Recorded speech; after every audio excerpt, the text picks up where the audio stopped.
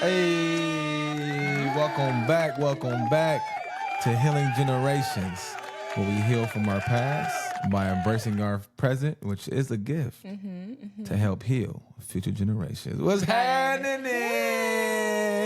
We back, y'all. It's been a minute. Hiatus. You know, Life been lifing. life been lifing, but we getting it right. We getting it right. You know, we gonna continue to push out this content for y'all. You know, And the word is still consistency in everything. So, yep. and everything you do, stay consistent. Exactly. That's it. So we back at it like a crack addict, like we never left. You dig? Don't look at me like that. Back at it like a crack addict. The crackhead go get back to that crack. It makes sense. I agree. But no. So in this episode of Healing Generations, we tapping in, y'all. We tapping into trusting your discernment, energy, and just resiliency. Yep. What does resiliency mean for you? And we're going to share some of our stories of just being resilient in life. And we're still here, still standing. So, Miss Ray, time to check in. What's going on? What's new? I can't even say newly single. It feels like I am, right? Because I was just talking to someone. I wouldn't even say it wasn't a relationship, but it was 5 months. Okay, I mean 5 months. That's a semi almost. We're gonna keep it real. Like I was sold a dream. I ain't even gonna hold you. I was sold a dream, and then bait and switch. Bait and switch. Oh my God. It sucks because when you're being genuine, like you're like, okay, after being single for 3 years and not talking to nobody, because I changed my number, remember? Right. Nobody can spin a block. Nobody can contact me. It was really me in the trenches doing my own work and That's really it, healing. isolated. And like, I thought like once I was out of it, like God would send my husband. And I was like, okay, he's saying all the right things. Mm-hmm. This might be it. And then, I didn't fall for it at first. Like it was just like first 3 months, I was just like, nah, like, you know how men be doing. They be like future faking all the time. Man. Like, oh, we'll be good parents. Tell me what you want to hear. All that. And I'm going to rub your feet. I'm going to run your back. Usually for me, I don't believe it. And then for some reason I was like, well, I was isolated for a reason that long. So this has to be it. And then I tried to make a circle fit in a square. And I'm like, no, but God, like you said, like I was not doing anything. Like, but I thought God said like that was the one. And it wasn't. And I went like, I had a hard month? Just what? Month of discernment. Discernment. I think by the third year, by the third month, I discerned that person was not for me, but I couldn't like, and this is like when you really should go with your first mind. Cause I already like January, first time the person stayed at my house, I knew I was like, nope, that's not it. The energy not right. Right. I woke up crying and I was just like, you're gonna hurt me. And he was like, no, I'm not. 3 months later happened. But I think the lesson here is just leaning in to your discernment a lot more, trusting yourself. I think the lesson, it was not a loss, like it was his loss, really. But my lesson was listen to yourself. Don't take the breadcrumb. Don't do that. Like, because you're worth more than that. You shouldn't have to ask somebody to call you. Right. Like, the basic surface level. The basic stuff. Like when somebody stopped doing what they said, like listen to it. Like don't think like, oh, it's just a season, like it'll change. I really thought that. Right. And it was just like, no, his mask slipped. And always will. And he couldn't keep it up but he told me who he was at the beginning. He said he might bore me. He said he not a planner. So like for me, I need not a planner in life, but I need a planner in like romance or stuff like that because I deserve that because I give that. Right. I will give you an experience. Like I want to do like so many like Right. Like, oh, you like this? Let's go to here. Like, the whole day. Like everything about that. Everything. And granted, most men are not great planners, but I get what you're saying. It's the basic effort to say, okay, I'm going to try to do this. I'm going to try my best, even though I'm not a great planner. I'm telling you that. But look, you're going to see the effort and my actions I'm putting forward. And that just wasn't there for you. It wasn't there. And it's just little things you could have did. Because even for me, like, it was like, oh, you asked for I didn't give up my real name, my address, my real number. I gave my work number out for like the first month. Right. And then like when you did get the address, you still didn't send the flowers because you knew it was long distance. Right.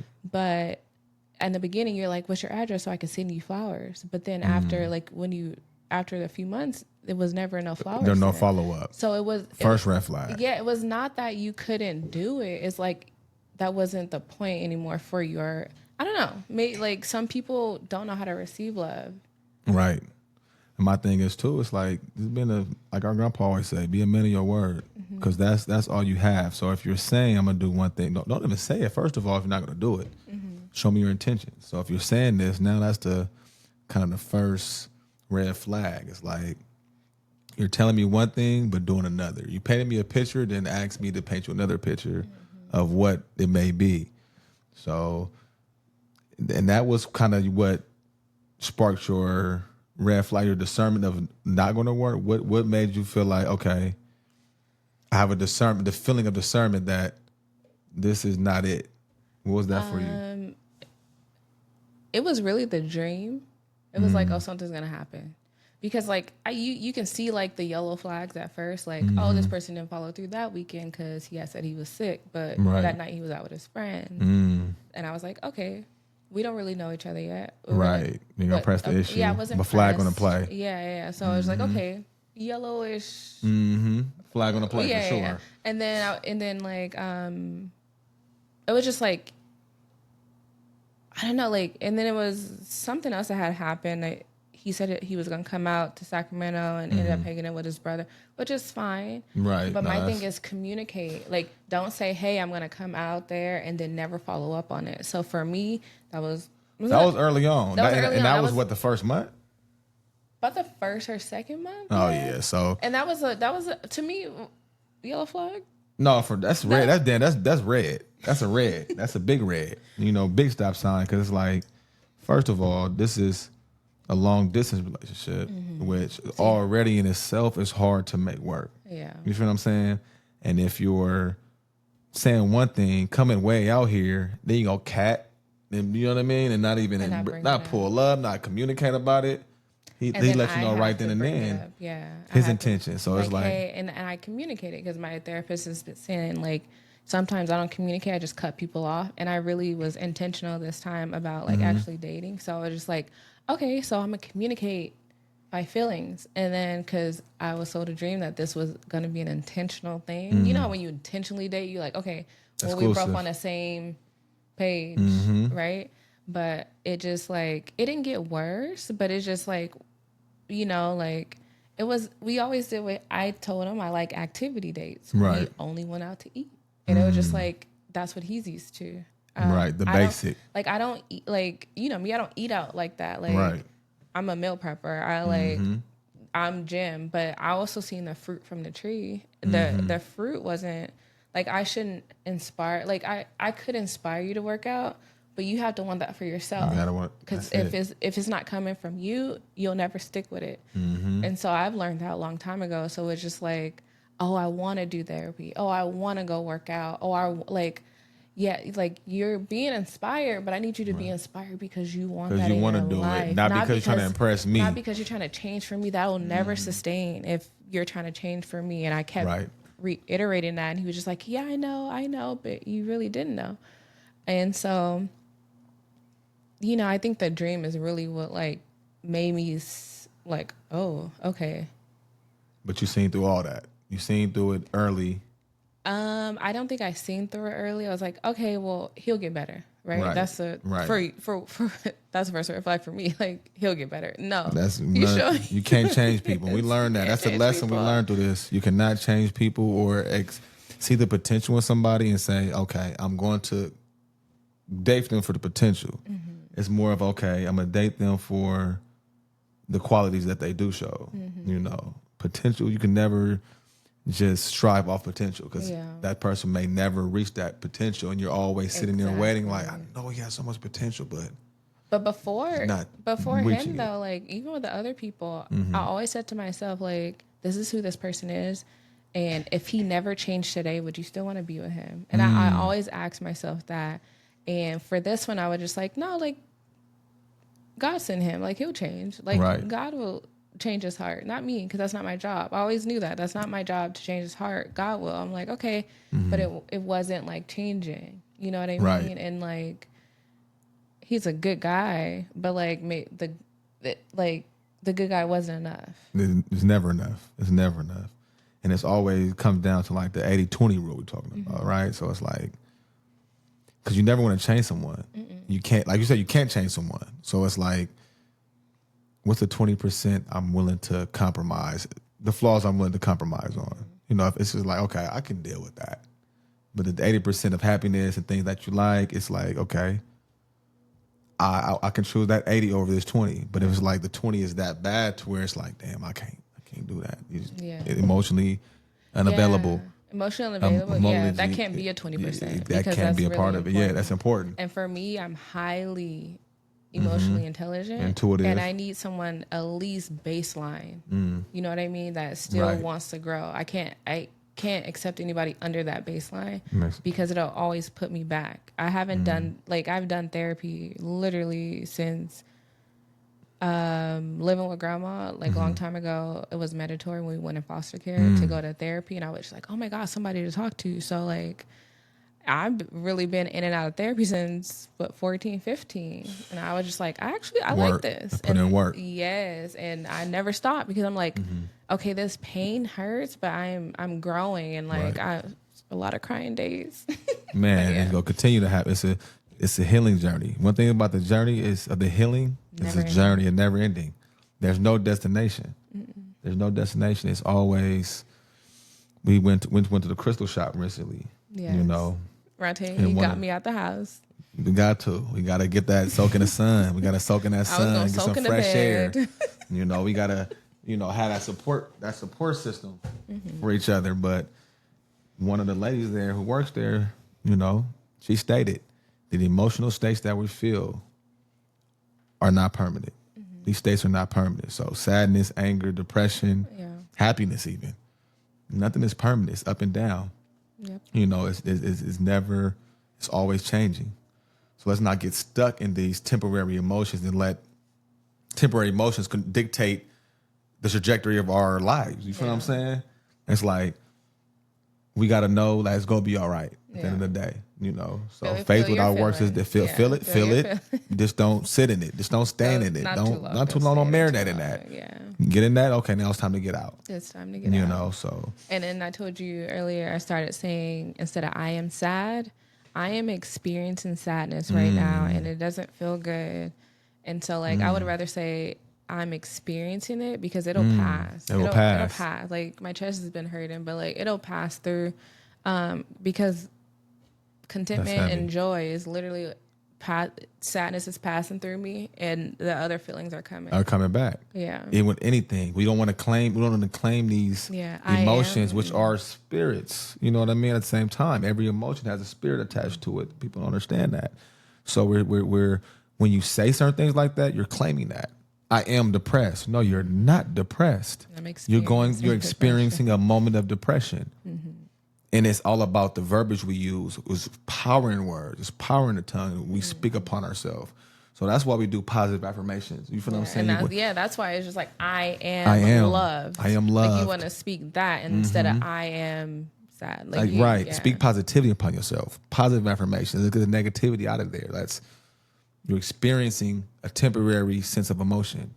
Yeah. So that's heavy. And I'm not gonna lie, like,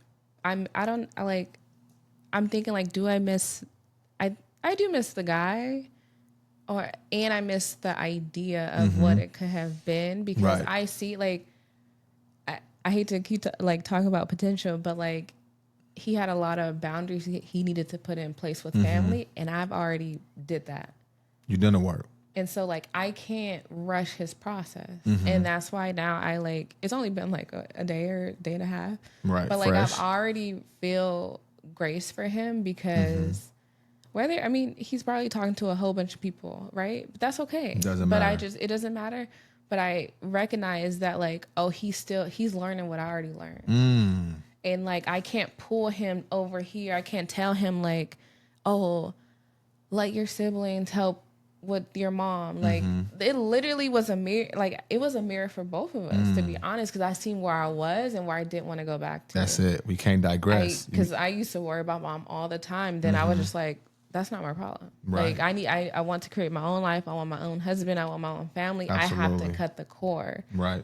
But he has not cut the cord yet. And I'm not going to be the other woman to your mama. Right. Like we talk about, you can't change someone. You can't. Once somebody tell you who they are, that's who they are. You can't change them. You can't. You, like I say, you don't want to digress and lower yourself to meet this person's standards. It's just like, this is not going to work. You're at a different point of healing where I am, which is okay. Wish you the best, but this is not going to work for us because I already been there where you are, and I can't be the one to lift you up. Yeah. Unfortunately, because that at that point he becomes a leech, or what.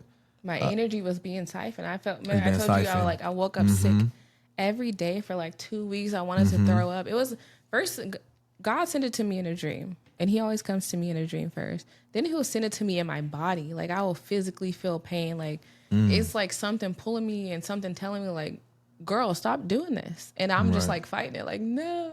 Right. So, like, and then something happens, like him send me that 4-page ChatGPT message. Man. It's cold game out here.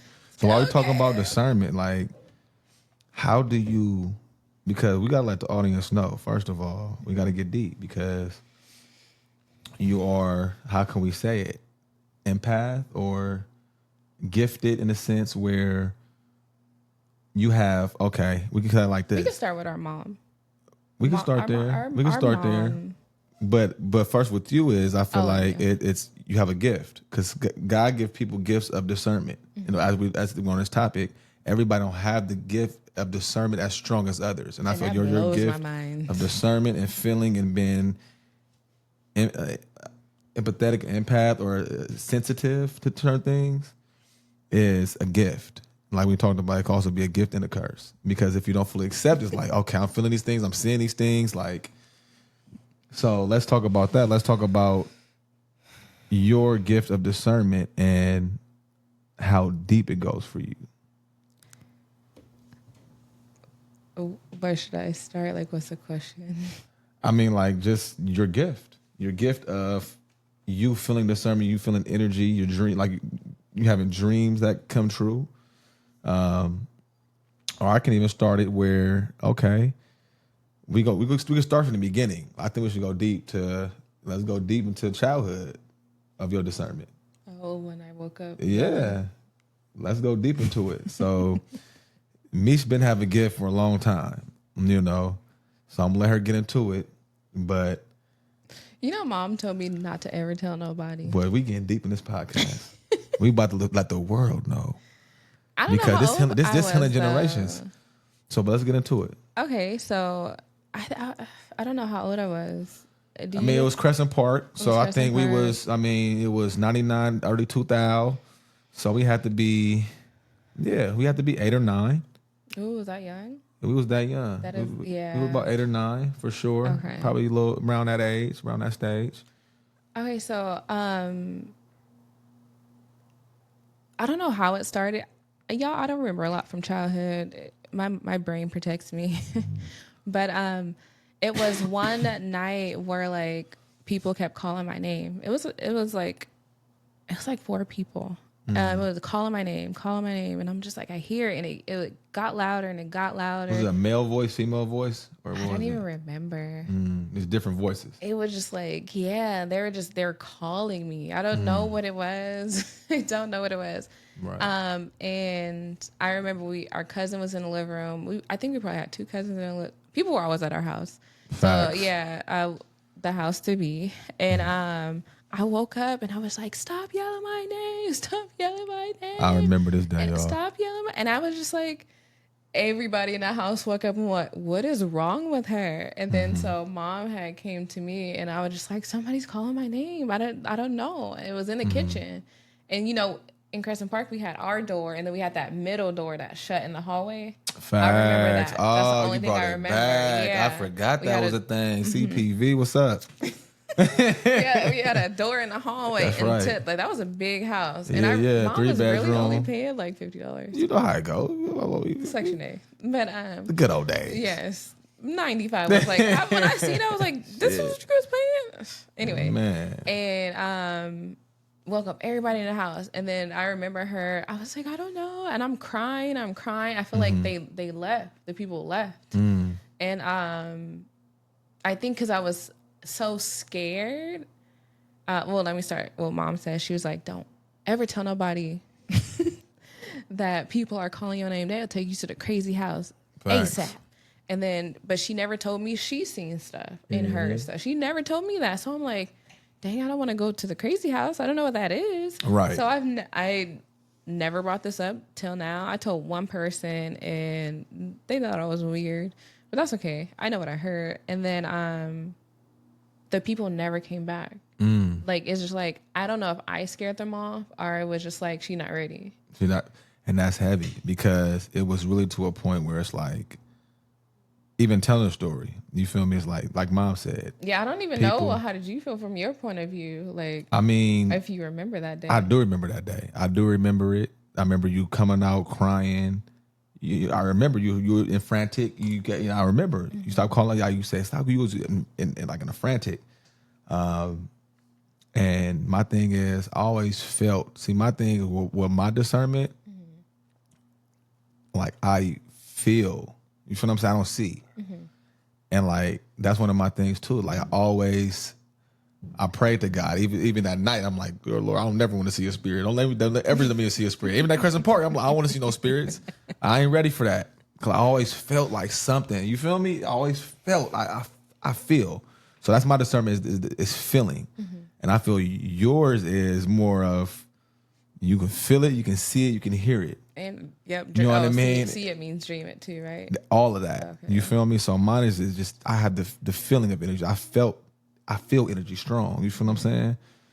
And like in Crescent Park, you feel me? I felt it. I felt the wind pass by or no doors closed. You feel me? I felt certain energies. You feel what I'm saying? But I never saw. You know what I mean? But past that, but I remember that. I do remember that day, and I'm like, man, it was like I felt for you. You feel what I'm saying? Because I'm like, what you went through was real, and for the fact that mom told you to suppress that gift, she didn't know how to deal with it because, like, we going back into it. Mom's is gifted. She has discernment that's crazy. She can see, she can hear, she can feel. You feel what I mean? She can also.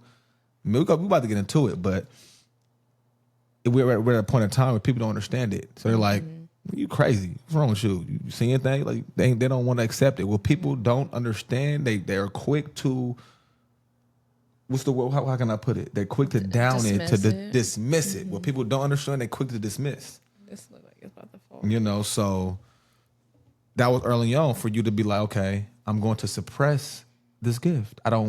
You feel what I'm saying? That's how I'm looking at it. In my mind, it's like, okay, she didn't tell you to embrace it, or you're going to, repress it, repress the gift. But this is a gift that God has given you. You feel what I'm saying? And so that's just early on. That's just one scenario of your discernment, things that you heard. Yeah. Recently.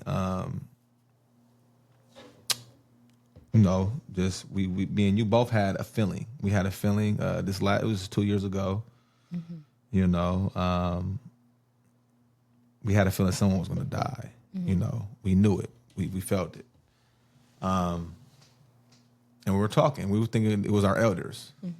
We shed tears. We were talking about it, and we're like, "Look, Mish, this is about to happen. It's about to happen, and we have to prepare ourselves." And I even told Mish, like, you have a gift, so you can either accept it or continue to just try to run from it. You feel what I'm saying? And we had that deep conversation then. Then literally a week later, our cousin died.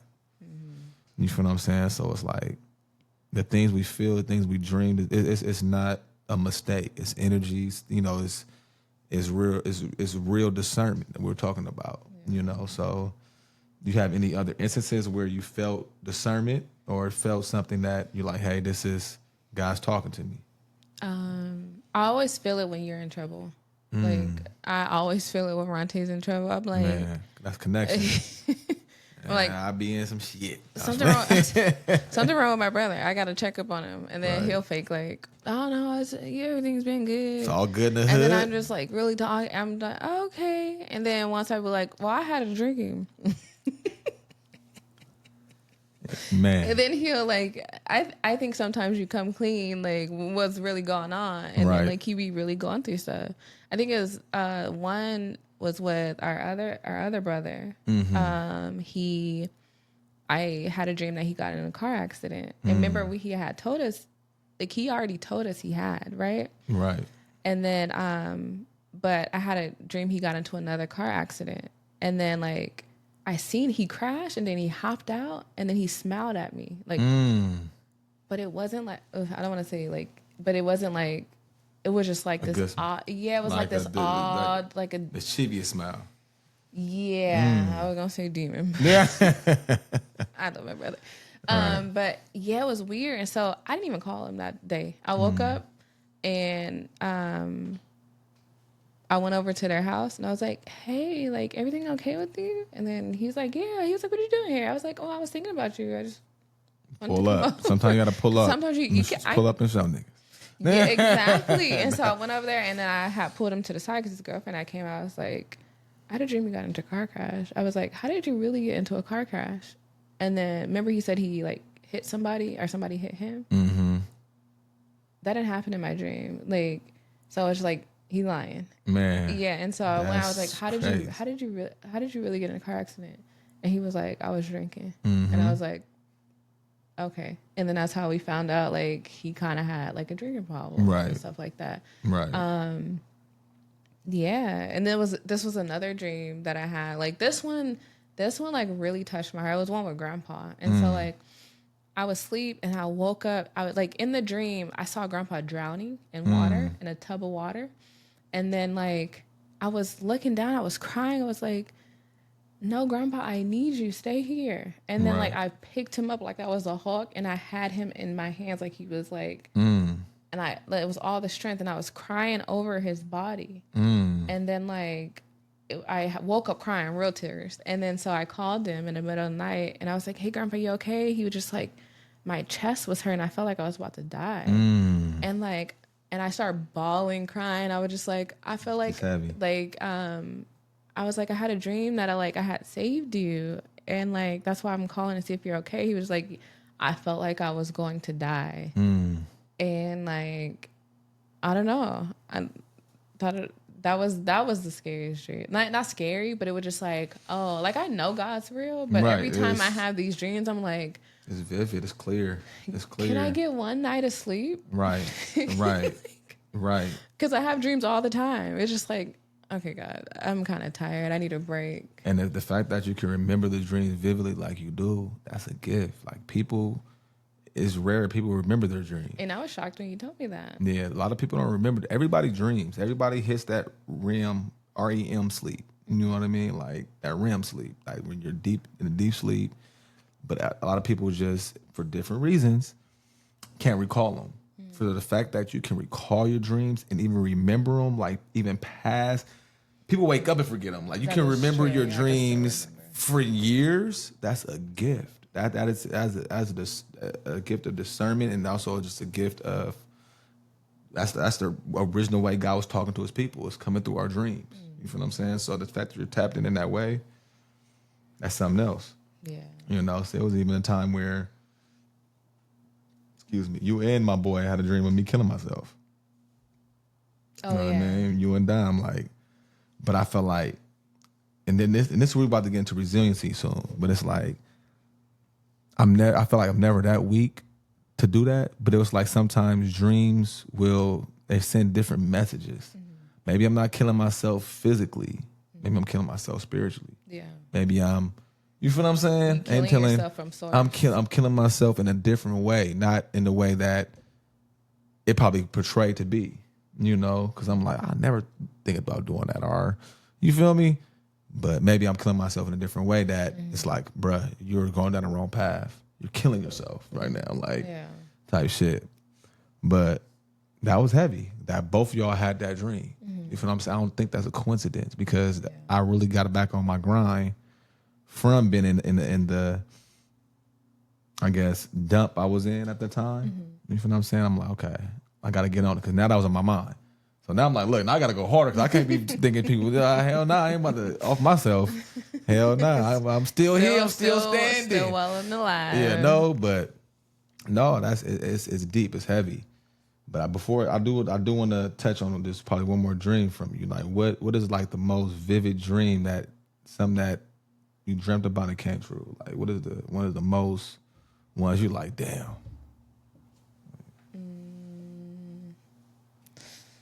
Honestly, it was probably the whole grandpa thing. To be honest, like I feel like I just don't remember a lot. The ones I said were the most significant ones for me. Yeah, the one about grandpa was the most realest one to me because I woke up crying real tears. Right. I woke up crying real tears one time for you, but I don't remember that dream. Right.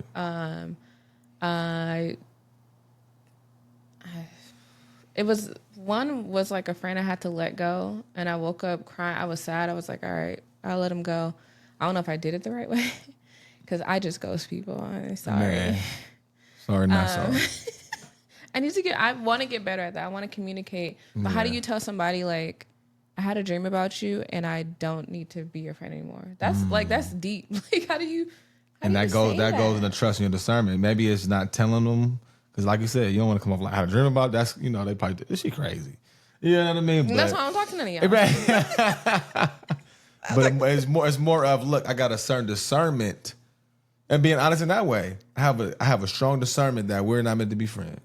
People not ready for that level of truth yet, though. It don't matter if they ain't ready for it or not, but you give it to them.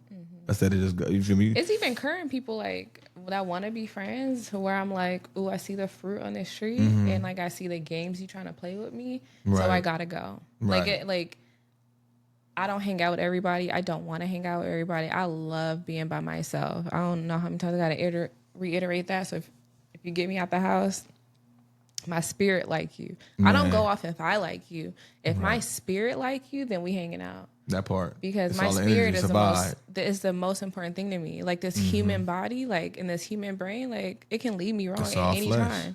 But if my spirit is like, we don't know about this person. If I'm not sure about you, it's a no. And I can do that with friends, but it's a little harder doing it with like romantic partners. And I think it's because of my daddy issues. So like, I don't know. Yeah. But I don't have a real vivid dream that I like. I told you the ones that I like. I mean, the other one was like our cousin, but that dream wasn't vivid. I woke up and spirit told me to tell her to come to a basketball game. And then my human brain overanalyzed it and was like, I can't invite her out because she got kids, she got a husband. If I listen to my spirit, I won't put that on myself because I thought about that the whole time. Like, if I listen to spirit, maybe she would still be here. Right. We can't stop things. Yeah, like but you can't change stop things. You cannot stop things, but like, I don't know. That's heavy. That's heavy. Yeah, but yeah. So, what do you feel like a time where you went against your discernment and how that worked out?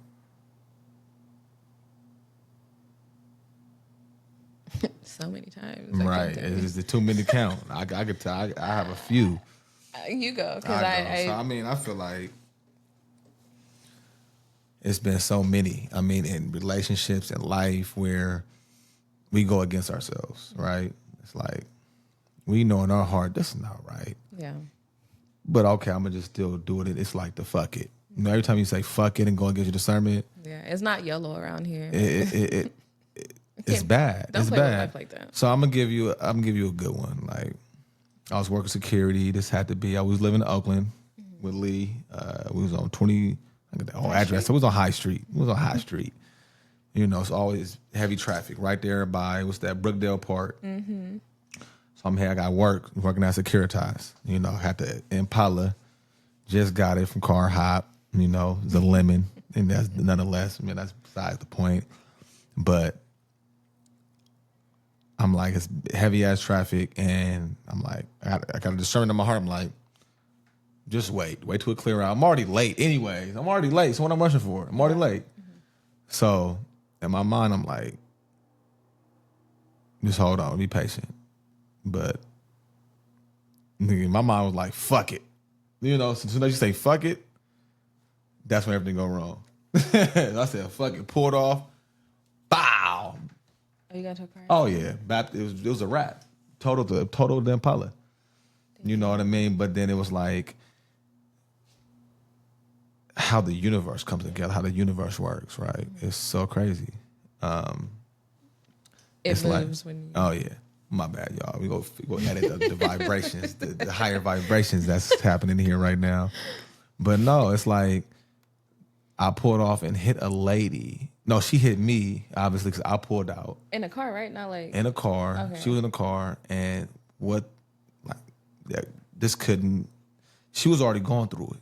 Like, she pulled to the side. She, like, mom came out, started talking to her. Our mom? Yeah. Oh. You know, she started talking to her. She was like, you know, pretty much telling her she just had moved out of her house.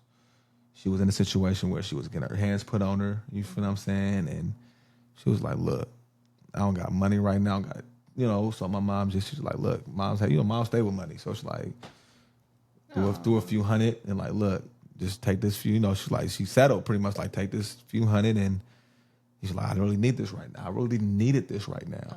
So I'm like, the way the universe coming together, even though my discernment was, you know, not in the right place, it's like, for that person to hit me and needed that money. Yeah. You feel me? That we was able to take care of her, and like I even cashed out some money too, because I'm like, yeah, you know, I probably didn't have insurance at that time, you know, what it was, but you know, she needed a place to stay. She said, I'm gonna use this to give me a hotel right now. She had all her stuff in the back of that seat. Dang. You feel what I'm saying? And her hitting my car for my decision still led her to be able to have money to get at least a hotel and figure it out for the rest of the night. Mm-hmm. Her car went total, but it was like the way things come together. But you know, I just feel like I did go against my discernment, but that still was you know, I'm still seeing the positive that came out of that, and I'm like, it could have been an asshole. It could have been like, you got no insurance, like, I'm gonna get it. Like, it was like, look, dude, you just dodged the bullet, you know, but. God always protects Ronte like dude, that. Oh my God! Oh goodness, God! If anybody's a living testimony, look at me for real, because I don't even resiliency, like blessings covered. You know, definitely covered. Man. Oh, I went to this like meditation retreat. It was called a day of remembering. Mm-hmm. I didn't know these people from Can of Paint, but I told them this was last Saturday. I was telling them like. Yeah, this week I've been feeling like I don't even want to be here. I was like, I was on a ferry and I really want to jump off the ferry. Man. And I just broke down crying. And all those people, like, I was just crying and they were just like, thank you for opening up and sharing with us. And then some lady, we were we took a break and she like turned to me. She was like, do you need a hug? Can I hug you? And like, I just like bawled in this like random lady's like arms, and she really helped me because I had it was just a lot going on here, and like honestly nobody should make you feel that way, right? Like, I'm not saying that person made me feel that way. I just felt like, am I doing life wrong? And then I kept asking myself like, what am I doing life for? Because it's not like I'm just keep going through these tests, but I feel like I'm helping heal some people, like I'm helping give like advice and stuff like that, but like, why am I feeling like I'm not being poured into at all? But like, that's what I feel. Yeah. And so that's why I like felt that way. I was just like, I keep giving and giving and giving, and nothing's coming back. Right. But I always know like, God pours into me. That but part. sometimes I'm just like, but God, I need people to pour into me. But he doesn't want me to lean on people. And sometimes my human mind can't like comprehend. I'm just like, well, I need people. Right. Because I'm here. I'm still human. That physical form. Yeah. So, yeah. And that's real. And it's like, and that's the biggest thing. And it's God says like, don't put your trust in people or your full trust in people, because humans are fickle. Humans will always let you down. Put your full trust in God. And it's like, yeah, it's still hard, because we're living in the flesh. Yeah. We're living in the flesh, and we're like, we want that humanly presence. We want that humanly, that human experience to be like, look, I need somebody to pour into me. Mm-hmm. But nobody will ever be able to pour into you the way God can. You feel what I'm saying? And that's real. And it's like that. You going through that situation, that was the love. That was God sending you love in that moment. I'm seeing it. Like, God will send complete strangers. And sometimes we don't see it. You ask him, like God, why don't some people to love on me? But you got people loving you right there. Strangers right there. Even hugging you. Even the love, guy showing you love. Remember I told you the guy, I was like, he ended up being like a queer man, which is fine. Right. But like, we love y'all. It was a lot of people that, no, because my mind was like, oh, he fine, but he don't like, a little too fine. He don't like women. Eyebrows on fleek. and when I went in, his face was just so happy. He was so smiley and joyous, and I was like, I want to be back. Right.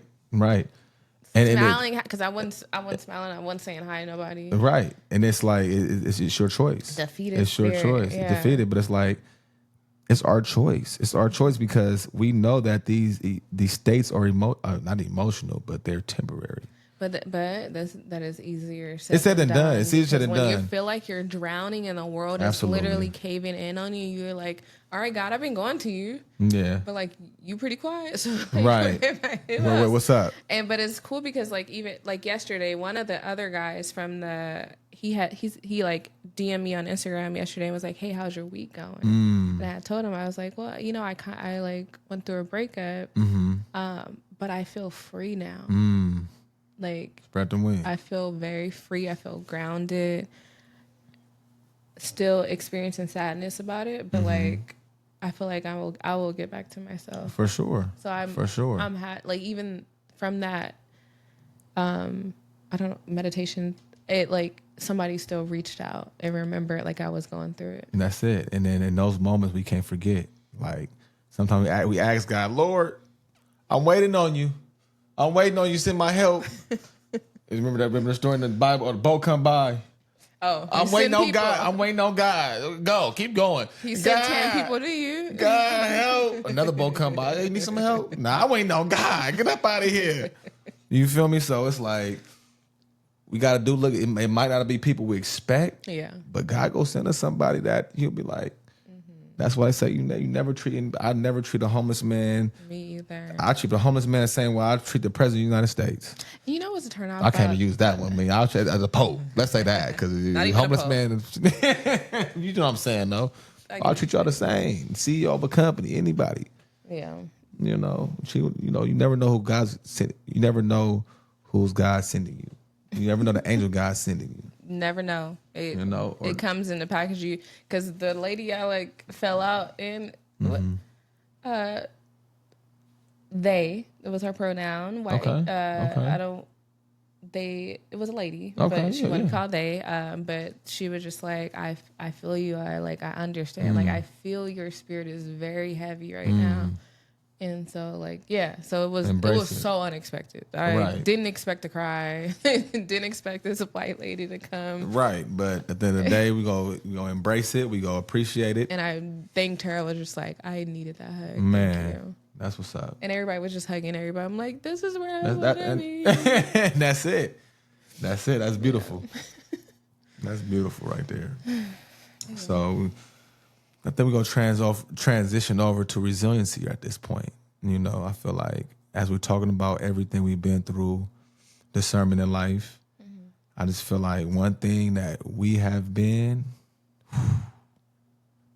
I think we the epitome of resiliency. You know what I mean? Like, if y'all really know our story and then keep watching the podcast, y'all going to find out we can't tell it all in one story. But, it's we've been through a lot. to say the least. You feel what I'm saying? So, like parents in and out of jail, man, daddy's not around, man, foster care, AWOL, shitty ass foster care people, man, running away from the system. Family you feel me? shit. And to bounce back and be family where we talking are. about us all the time. It's just like y'all see something we don't, because I would never be talking about nobody. I'd like none of y'all be on my mind. I just want to say that, like, whoever watching, none of y'all is ever on my mind. Don't ever think you taking up space in my Nobody live rent free, baby. Nobody live rent free in my head. Like, you paying rent? I might think about you. I've been paying my own bills for a very long time. So I just, like, even stuff we went through in our 20s, like, I think people always literally, and I don't want to say people, but I want to say, like, let's be real about it. Family members always counted us out in a way. The world counted us out. I mean, because if you think about it, black kids coming from Richmond, California, single mama, you feel what I'm saying? You were not supposed to make it out, get a double major in San Francisco State, and be working the career you're working. I'm supposed to be dead or in jail. I'm supposed to be making over six figures, a director of 6 properties in Sacramento, and coming from where I'm coming from Richmond. You know what I mean? Like, put labels on us. I'm supposed to be dead or in jail. Yep. Period. No father. You know what I mean? Like, I was almost down that path. You feel what I'm saying? Like, I could have easily been right there. I could easily been dead. You know what I mean? I was in situations where I got guns pulled on me.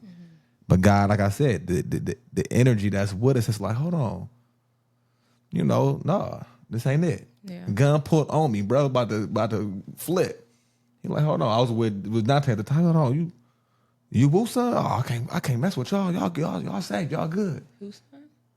It was pretty much Swipe Dad. You know what I mean? He's like, oh, you woo son? All right, bro, I know who you is. I know who your dad is. And we kept it pushing. He had the pistol in my face. Oh my God. So the things we've been through, you feel what I'm saying? Uncle put his pistol out. Anyway. Man, no, we got stories for days, but we ain't gonna give it to y'all at once. You feel me? Like, but just know the resiliency. It's real. It's real. Working on my master's. Let's go. What? I need to be a therapist because a lot of y'all need help. Nah, and I've been telling my sister. I just don't want to. She need to be a therapist. She's my personal therapist. This what we doing right here. This our personal therapy. Us talking about. It's already a struggle. I call her therapy. Me. Hello. This is what we doing. And I'd be like, I'm tired of your shit. Get it together. I can't talk to all y'all like that. I can talk to him like that, right? Because it's coming from a loving place. But she need to be a therapist, y'all. That sounds like so much stress. It might actually be my actual calling, to be honest, like a healer and a therapist, because like. That. Nah, I got that. Nursing, like, science is hard. I think your real calling is a therapist. I ain't the first person to say that. You feel me? Yeah, my therapist told me I should be a therapist. Even your therapist need to be a therapist.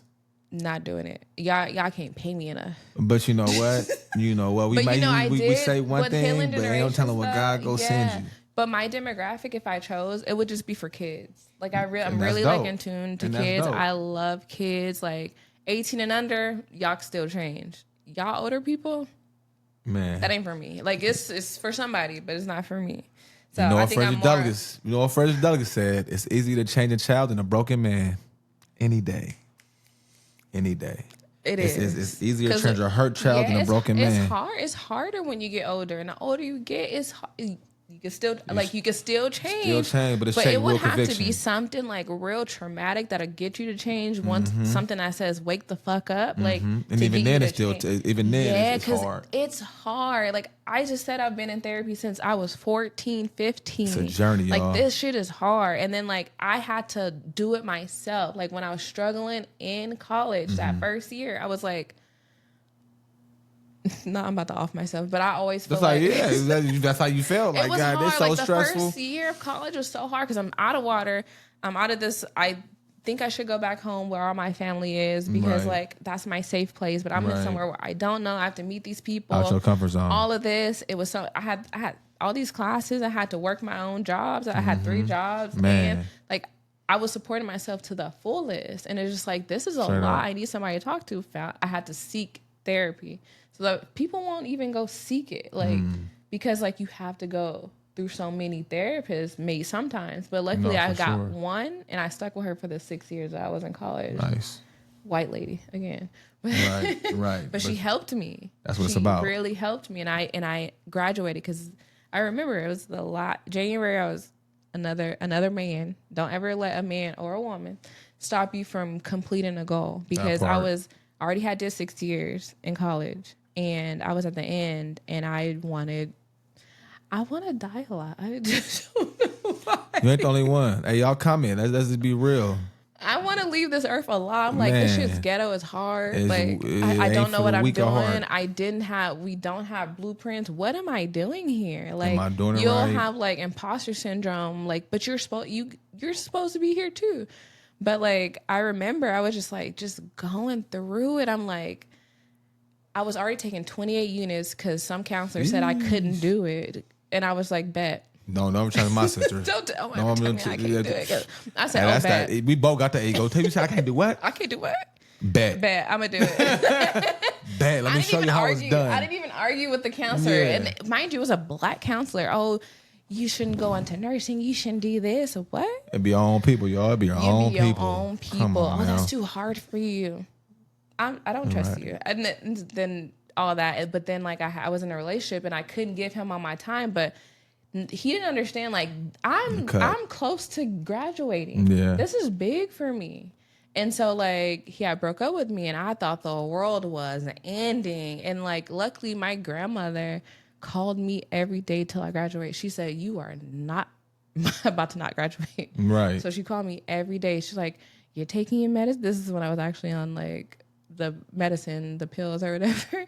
And I was like, yeah, I'm taking it. But like I was crying every day and I finished it. But I remember that graduation picture right there. Mm-hmm. On my graduation day, I was not happy. I remember. And I remember nobody the graduation could tell like that I was not happy. I didn't know until you started breaking down after your speech. I'm like, I already knew you were sensitive. I said a speech. We were at some place and I was like, I didn't even want to be here. We was probably at Round Table Pizza. And everybody was like, you know what I mean? What's going on? You start breaking down and telling me what it was. It's like, but motherfucking resiliency though. At the end of the day, no matter what we going through, no matter what you feeling, that feeling was temporary. You got your double major. I seen you walk across that stage. I was going done with you. We still made it through. That's the epitome of resiliency we go through.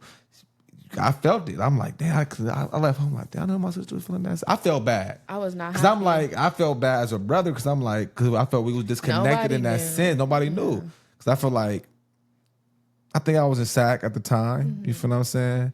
But I'm like, you was kind of explaining it. You was like, I was going through a depression, and you called everybody but me, and I sat with me for a minute. No, I did call Rente. That sat with me for a minute. You was like, you said you called Julius, you called everybody. No, but it was like, you didn't reach out to me. I remember. I'm like, you know why I didn't reach out? I told you before, and I told you I was on meds, and you were like, what? You're not crazy? And then and I think that's what stopped me, because I was just like, no, my brother thinks that I'm crazy, and I didn't want you. I don't remember saying that shit, yo. I don't remember saying that. Like when you said crazy, I was just like, he thinks I'm crazy. I don't want my brother to think I'm crazy, because I'm not saying I'm a perfectionist, but I don't want you to look. We put our faces on. Yeah, I don't want you to look at me like I'm like weak, because I thought I was weak, and then when you said like, no, my sister not crazy, I was just like, oh. Okay. Right, okay. I ain't taking these free hills no more. Y'all be fucked up.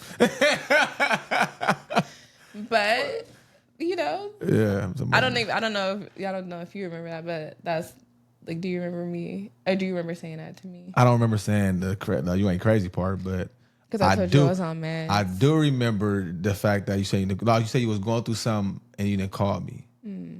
That hit me. Then I'm like, okay, I gotta be there more. I feel like I gotta step my big brother game up or something, because I'm like, hold on, I'm supposed to be the first one you reach out to. I think it's because I didn't like your situation and I didn't think it was gonna help.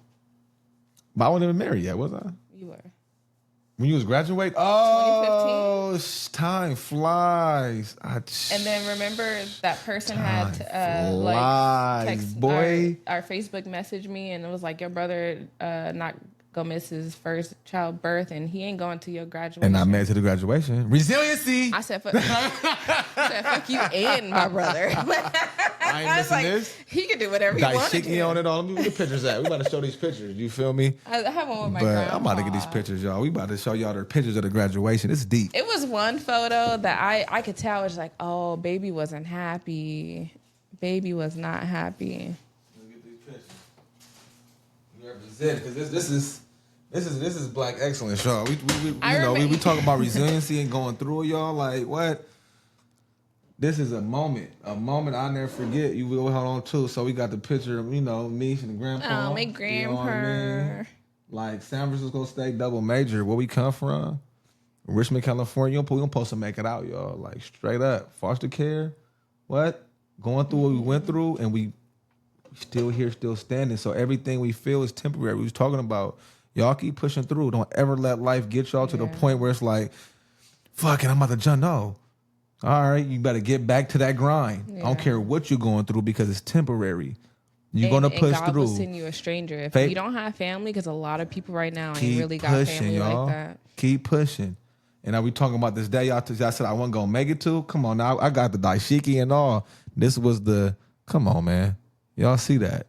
He made it. We was in that thing, y'all. Like, graduation, double major. You feel me? Like, I'm proud. I'm proud of my sister. And then after I graduated, I was like, what's next? Because I was just like, well, all right, well, what else is there?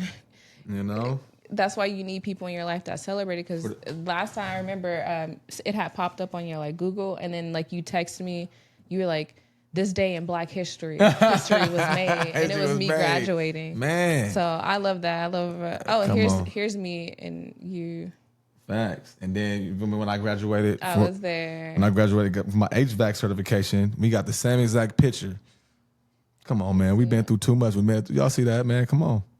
And that's the day where, honestly, I was just very sad. I was laughing and all that, but I was not happy. She was not happy, but guess what? Depressed. That temporary, that was temporary. The mission was still complete. Mm-hmm. The mission was still complete. So whatever what y'all going through, complete the mission. Complete the mission. Don't ever let it be in vain. You know what I mean? Because it's not going to stop. The time is not going to stop ticking. No matter how you're feeling, no matter what you're going through, there's always somebody going through worse. I don't want to downplay anybody's depression, anybody what you're going through. Depression is very tough. Real. It's tough. Life is tough. Life is hard. But keep going. Keep going. You feel me? Because we cannot be breathing right now. Mm-hmm. I still got breath in my lungs. I don't care what I'm going through. I'm gonna keep striving. Like my bro Don said, put my best foot forward. I'm still here. Yeah. You know, so that's what we standing on. We didn't watch our uncles die in front of us. You feel what I'm saying? We didn't lost family members. We didn't had dead bodies in front of us in Crescent Park. You know what I mean? Shootouts. Like, there we go. And that's me graduating, y'all. We talking about resiliency. And now from that, I'm from being HVAC, getting the HVAC certification and degree. Now I'm a director. You know? And then this is my high school. Since we're talking about graduation. Come on now, that's when I had hair, the afro, the Kobe. He got full hair. Now y'all better stop playing with me. He ain't got no hair now. Resiliency right here. The baldness is resiliency. Can you see that? They can see that well. Okay. I see that melanin popping. I see that afro. Yeah, that's how I was just like. You feel me? Don't take it back. This shit it goes deep. And this is what we talking about, man. And this is the epitome of healing generations. Dang, Ronte looked young, y'all. I was that thing. Woo wee. Of course. I'm still that thing. Don't get it twisted. Yeah, no, I'm just saying. But this is the last one I'm gonna show y'all. This is Ronte's other graduation. Yeah, high school graduation. We're talking about resiliency. I'll tell y'all that story. We talk about resiliency. High school. I got kicked out of my high school. Hold on, man. Let me take it back. I'm gonna make a long story short. This goes back to discernment. Y'all know. It goes back to discernment. Because remember, we start where... I'm gonna tell you the whole story, right? We're gonna tell you the whole story. We're gonna take it back. Oh, shit. It's getting real right here. So senior year in high school, right? Athlete, senior project going. And mom, let's keep it real, she was doing the scamming. You feel me? So we had the swipers, we had the laptops, we had everything. So mom come through, straight from Rich, with some bands, all counterfeits. You know, me, I'm like, oh, boss. And we can say this now because she paid her time. We already paid our time. What's that called? Double strike. She was already convicted. It's already done. What y'all go do? Fuck y'all. And at the end of the day, you know, we about to talk. We about to keep it real. So she came back with it, and you know, so mom gave me a few. I think she gave me a few. She was so excited when she walked in, like because she came up. That's her mindset. She's like, "We up. Well, I'm up." And I looked, mind you, it's ignorant, but it's like I was looking. I was just like, but Misha always had the great discernment. Like y'all niggas stupid as fuck. Like for real, like for real. And I really said to my mom, "Don't get my brother in trouble. You could do it, man. don't get my brother in trouble, man." And then when she called me bougie, she said, "Y'all, bitch, you hella bougie, you hella fake. God, get your my own mama." But you was discerning. But like I said, Misha was discerning the truth. Like y'all is tripping. Y'all understand? Like you about to get. Misha walked the fuck off. She walked off. I said, y'all gonna get in trouble. She walked off, and that night I hid my laptop. I hid my green laptop. I was like, I need to hide this. Discernment, y'all. We about to get into it. That's the ultimate discernment. But she knew it was about to come. She knew it was about to take place. My dumb ass getting counterfeits. What? Oh, it's ain't about to go. I think I had a few hundred counterfeits. But so my dumb ass next day went to school. Hiram Johnson. I tell it all. So I went to the snack bar, try to bust down to 20. My partner's even trying to tell me, bro, don't do that, bro. He's really? like, Donnie, I'm like, bro, they're telling me, bro, don't do that shit here. Like, nigga, take that shit to an ice cream truck or something. Like, do something somewhere else, but don't do it at the school. They try to tell me, like, man, fuck it. That was the second warning. That second one, I'm not listening to I'm not listening. I'm 18, on whip. I'm like, bro, I'm unstoppable. How I'm feeling. God about to humble me though. But so I went to spend it at a student store at Johnson. Mind you, the person who works at the student store don't fucking like me because I done clowned her for the whole fucking school. I think the same year or previous year, but she didn't like my ass. So she seen that shit like instantly took it to the principal, Mr. Fleming, who racist ass man. Racist. I took AP history with him. He's racist. He didn't kick people off the basketball team just for being black. This man was racist as shit. You know what I mean? I think he dead now. Rest in peace. No, I don't say rest in peace to this man. No. I want people to know once you die, it's fuck you for life. And I want everybody to know. I won't speak well of the dead. No, you was evil when you were here. You know. He was. Don't rest in peace. I hope you flipping around. Man, hello. Anyways. So he instantly, bro, he called the FBI, police. He already knew us from the City Boys. He thought we was a rap group. We thought it was a gang. But so he thought was a gang. He thought City Boys was a gang on everything. So they pulled it. He pulled me in.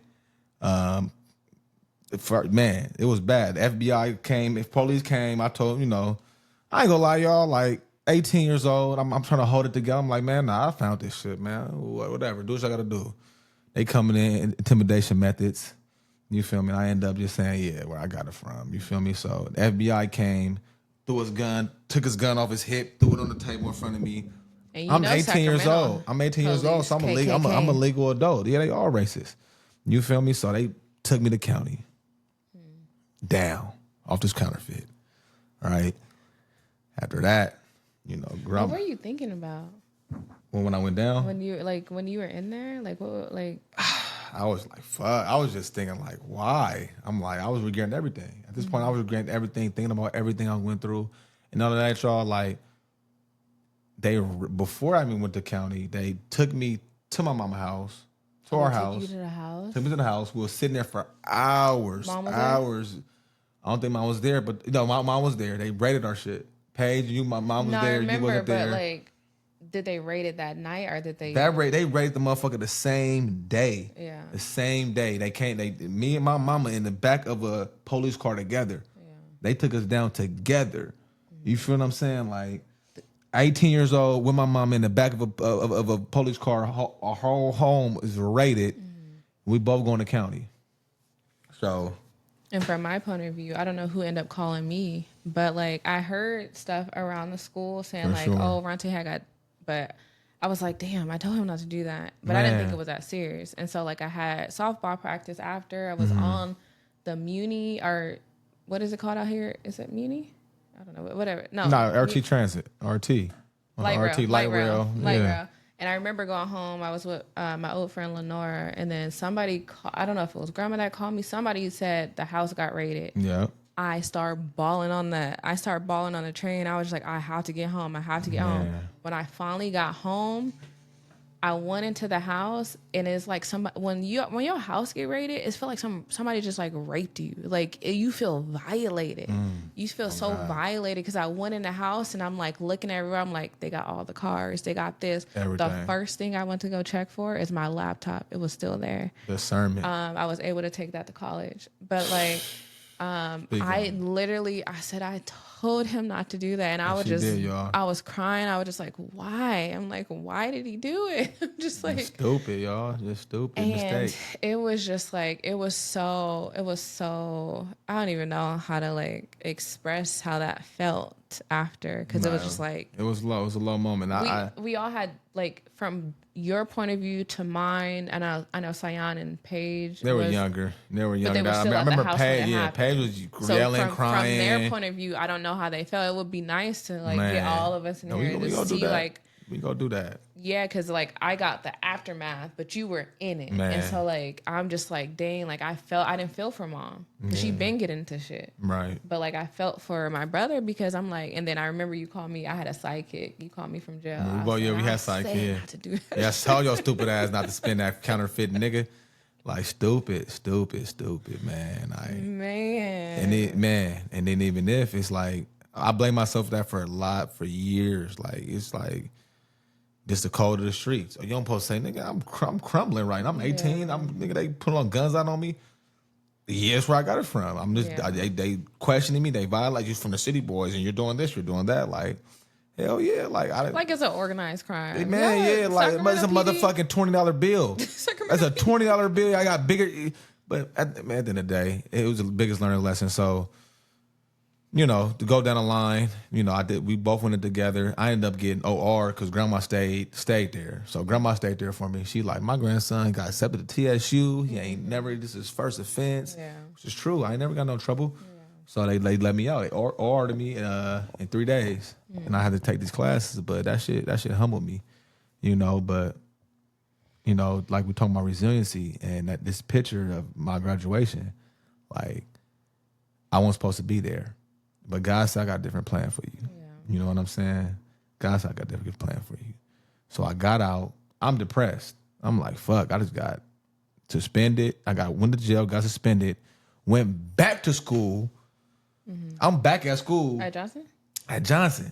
Mr. Fleming, racist ass, came by, looked at me, right? Like, confused. This is what he wanted to do. He wanted to send black people to jail. He didn't want to see black people make it. I hope you. You know what I mean? So he pulled me to S5, called me out of class, like, Mish, the first thing he said to me, this evil ass white man, what are you doing out? What are you doing out of jail? Nigga, you supposed to be doing time right now. He called you the N-word? Might as well have. Oh. Nigga, what you doing out of jail? I sent you to jail. Nigga, I'm out in 3 days, back at school. Mm-hmm. City boy hat on with my squad. Everybody like, nigga, everybody surrounded me. You back? Everybody hated that girl. You back? We about to whip her ass. But it ain't even your fault, baby. You know, it is your fault. Hope you living your best life. But at the end of the day, it's like everybody around me, surrounding me, showing me love. S5, suspended me for 5 days. Nigga, you already sent me to jail. Now you gonna suspend me for 5 days? Okay, bet. So I'm at home doing my 5-day suspension, doing my, you feel me, little thing I gotta do for the jails to get that shit off my record.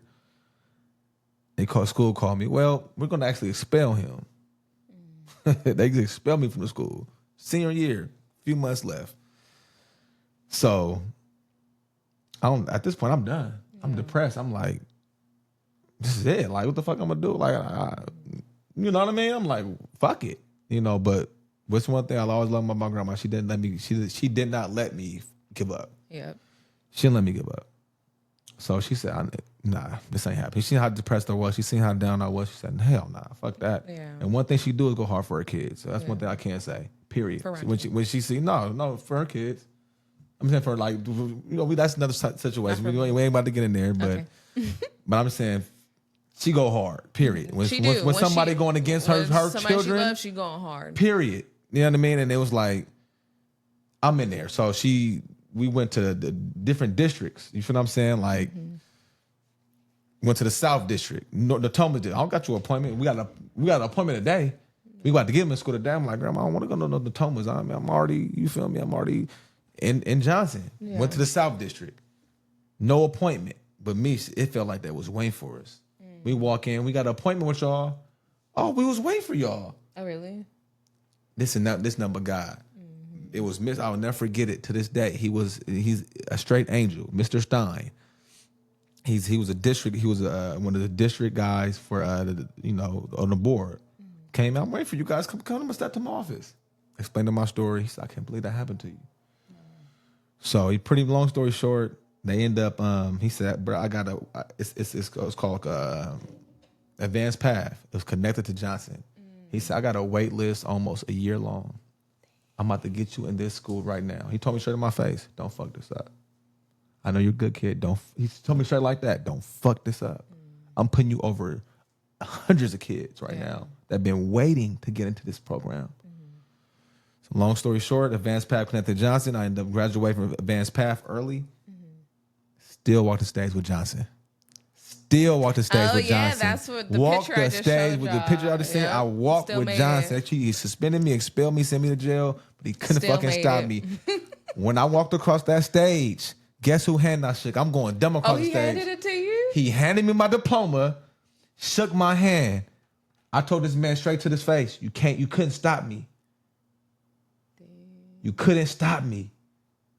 Walked off that stage going dumb. Everybody in the front row going stupid. Like, I already know what I've been through. Everybody going dumb. I shook his head, that man hand, looked in his eyes, said, you couldn't stop me. That's one of the. That ain't number guy. You talking about resiliency? That's one of the, that's my testimony. There's so many times you could have gave it. I could have gave up. I could have said, F it. I could have said, this ain't for me. I could have said whatever. But everything aligned towards, like, God showed me, like,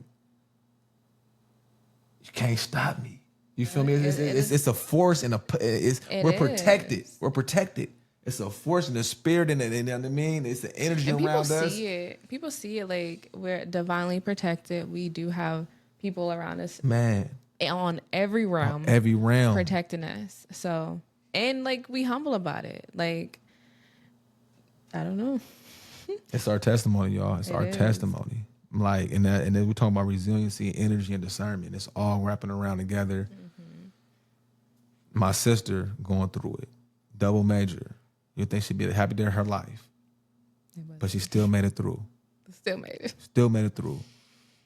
What I went through, almost didn't make it. I could have been in jail. I could have been in jail. I could have been doing serious time. Ooh. Never been the same. Felony on my record. They couldn't stop me. Got that drop. Got OR. Got that drop. I've never been in jail since. I've never been in jail since. Period. Never been arrested since. Yeah. I've been in cuffs. That made me think of something. I want to say one last story of discernment before we end, because I know we're wrapping up. But I remember, I don't know if this is after Lex passed, because you, like, honestly, like, we were all going through it. But, like, I felt like I had to be strong for you and Paige, because I don't know. I feel I'm their angel. I'm just kidding. Nah, for real. Yeah. Nah, I say it. I remember Ronte coming I was at grandma's house helping her out.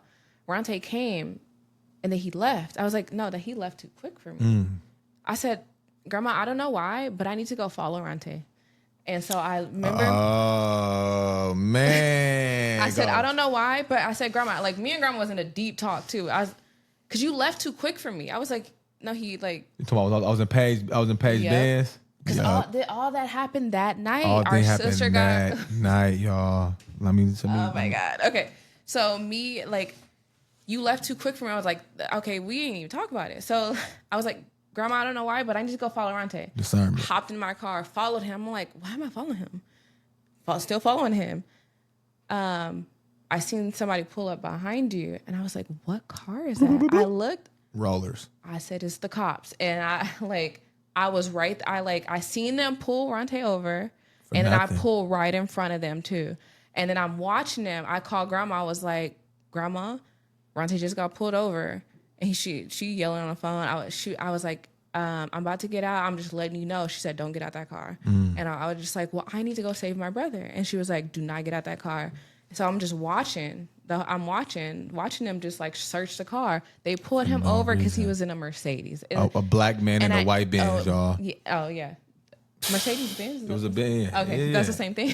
Black man in the white Benz. Yes, exactly. What this nigga doing in this Benz? What is he doing in the Benz? And so like they did. I was still on the phone with grandma, and then like you sped off so angrily. I got out of my car and I asked the cops, "Why'd you pull him over?"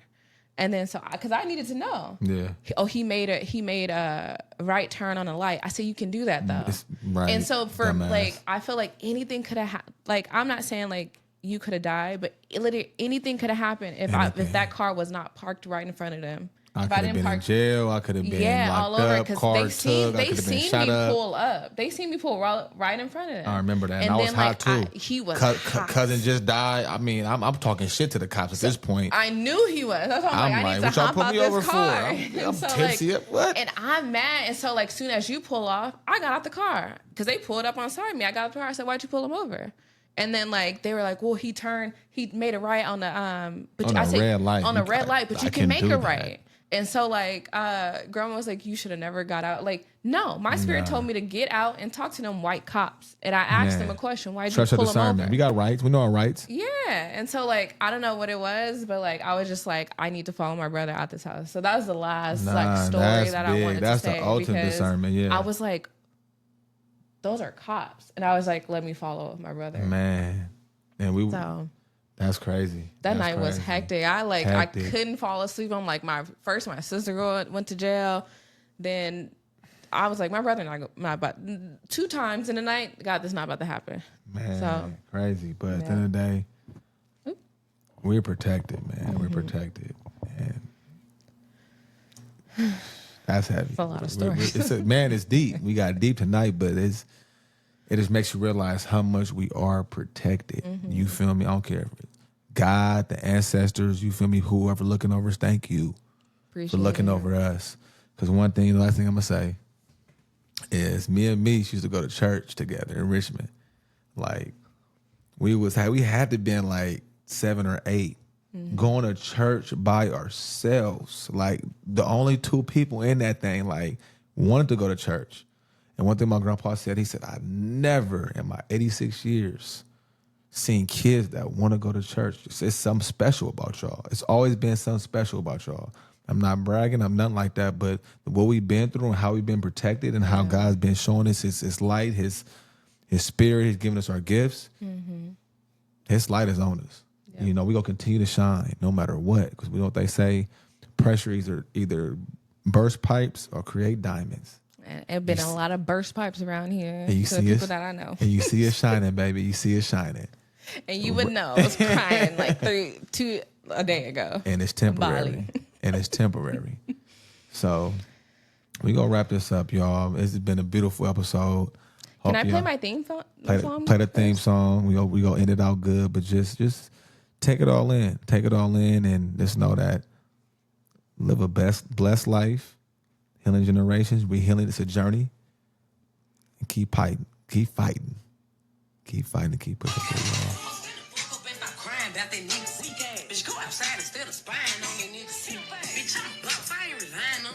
What?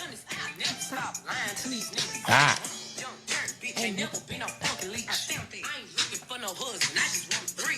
Enjoy my time with these niggas. That for life shit weak. I'm in my X9 covered as we fucking. Yeah. This nigga though, he say he be trying hard. It's been 2 days, he ain't about shit. Ho win the tripping cover star. The fuck? Block? He finna hate this. It ain't shit I hate more than a fake trick. And we out this thing.